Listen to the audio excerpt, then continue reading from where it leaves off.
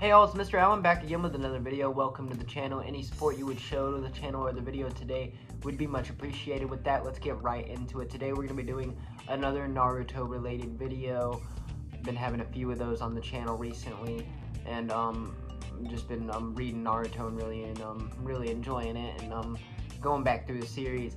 And today's topic is going to be about jutsu, and today we're going to be talking about 5 random jutsus. These are just random jutsus. 5 awesome jutsus from the Naruto series, and these are just 5 that I want to showcase, 5 that I want to talk about, and I might do other videos like this. Let me know what y'all think down below, potentially, and potentially what other kind of videos I should do, Naruto related or otherwise. But with that, let's get right into number 5. Keeping it traditional with mostly elemental jutsu this time around, mostly the water dragon jutsu. This is a jutsu that's kind of showcased and established in our first giant fight in Naruto, the Zabuza fight, while in the Hidden Mist Village, while in the Hidden Mist Village mission, and while they're building the bridge and whatnot.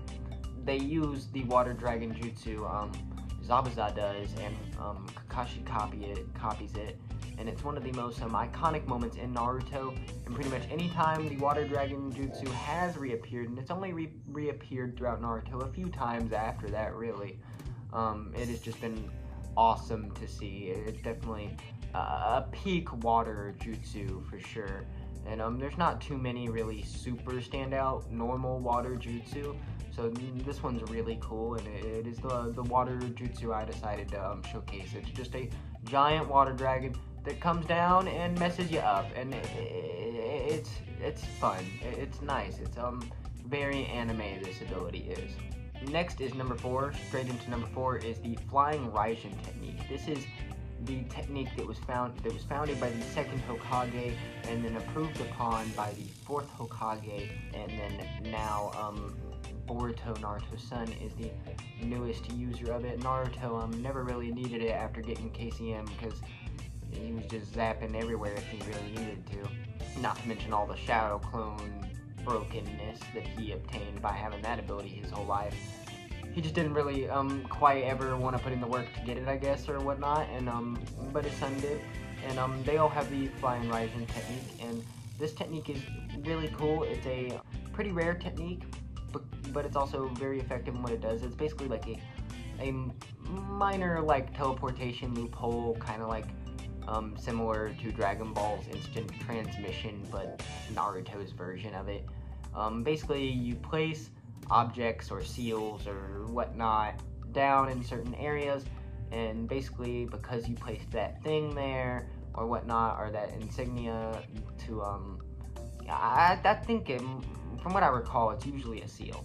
You place that seal or that kunai with the seal or whatever there, and then you can teleport to it at any time or whatnot using the flying Raijin jutsu. And basically it just kind of works like that. It's just a little teleportation thing, and I think usually it has some kind of physical marker attached to it. And without that, you can't even use the ability most of the time, from what I gather. And that's the flying Raijin technique. I think altogether it's a awesome technique. It's a technique I would also like to see them expand upon, and now that we have a new user of it, it's a main character still in the story, we might actually get to see what exactly can that ability do, and what is it capable of. And it just makes me look back on the ability and get super excited about it, because it is an awesome ability. It's definitely both the 2nd Hokage and Minato's, like, it's one of their standout abilities for sure. Not to mention now that Boruto has it, it's one of his as well. Getting into number 3. Number 3 is summoning jutsus.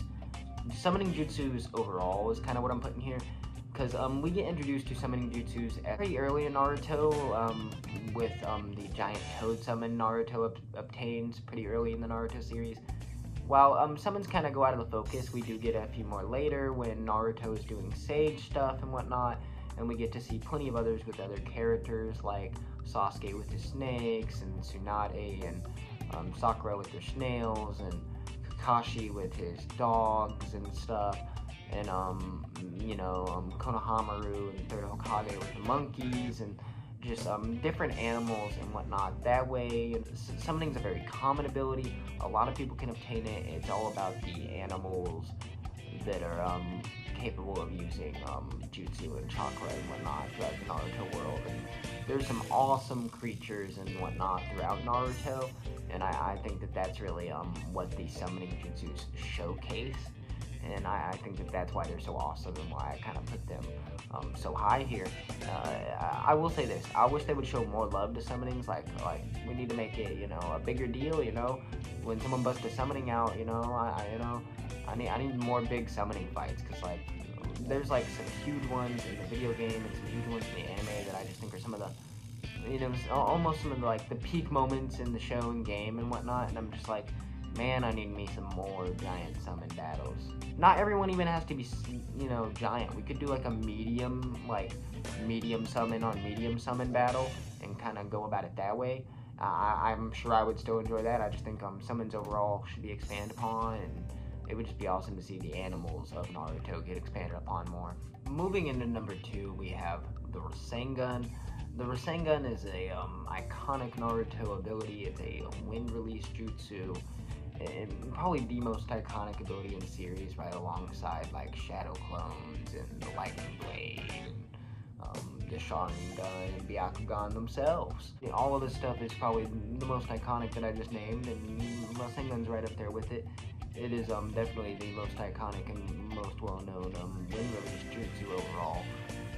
Basically, it's a ball of like condensed chakra, air. It can take form of different shapes. It's usually like a ball, but it can be different shapes. It can be like a ball with like a Saturn kind of thing going on. It can be like a shuriken, as Naruto has shown us, with the Rasen Shuriken. It basically hits its target, makes an impact, and burns and tears it apart and whatnot. And it's extremely effective, and can easily take out low-ranking enemies, no problem at all. The higher ones can even take out groups of enemies and whatnot if hits land successfully. It's an incredibly powerful jutsu, S rank in the Naruto world and whatnot. Some of my favorite techniques that utilize the Rasengan are the Rasen Shuriken and the Rasengan Barrage. And of course there's also the Rasen Shuriken Barrage, that's also a thing, and that just mixes the two, and so why wouldn't I like that as well? And once you get to endgame Naruto, where Naruto's kind of super broken, he can mix like any release with Rasengans basically, so you see some like crazy ones like Lava Release Rasengan, Magnet Release Rasengan. Those are absolutely insane as well, but we only got to see those showcased a few times really, so we don't know like a crazy amount about how it works exactly. But overall, pretty great ability, definitely one I wanted to talk about, showcase, and just tell y'all what I know about it exactly, and it's pretty awesome, basic shonen fight technique kind of move, and does the job. With that, let's get into number 1. Number 1 is going to be the Lightning Blade, the Chidori, the main lightning jutsu. Also just kind of like one of your main fighters shonen fight move techniques, and that's why it always ends with, Naruto clashing a Rasengan with Sasuke clashing a Chidori, them clashing their main move together. And that's why he has so many versions of the Rasengan Naruto did, and why Sasuke has so many versions of the Lightning Blade or Chidori throughout Naruto. Of course, the person that came up with the Chidori or introduced us to it, or Lightning Blade, was of course Kakashi, and he also has different versions of what is deemed to be his main move as well, but he's also the one that taught Sasuke the move, so it lines up and makes sense. Same with how Jiraiya can use the Rasengan, or at least the base Rasengan. I think he might be able to use a big Rasengan potentially, but I think that's as far as he got. He never, as Naruto made the Rasen Shuriken, if I'm correct. I love this technique. It's hard for certain people to use, but there is different versions of it. There's the purple lightning blade that Kakashi came up with. There's the black lightning blade kind of substitute that the people that can use black lightning in the Naruto universe over there in their village. I want to say it's the Stone Village that can use it, but I'm not exactly sure if I'm correct on that. Not gonna Google it just for this video. but I think it's them. It's the one with Killer Bee and the Raikage and that village, and that's where the Black Lightning's from. I'm pretty sure they have a version of Lightning Blade, and there's also different versions of jutsus that the Lightning Blade turn into. I probably would also showcase those on a different video, and potentially even different versions of the Rasengan. But I feel like the different versions of the Lightning Blade are a lot more varied. You know, there's only so many versions of the Rasengan. So it would have to be one of the more interesting versions that was a little more different that I was going to showcase anyways. But to kind of lay it out, there's the dual lightning blade, there's the actual lightning sword thing, there's the lightning blade like extended thing, it like shoots it out of his hand, there's like this beam of lightning. There's all kinds of different ones. There was the lightning blade mixed with the curse mark chakra, there was the lightning blade mixed with the Amaterasu from the Mangekyo Sharingan, the different lightning blades he gains once gaining his like in-game abilities as well, and there's just those ones are all super broken.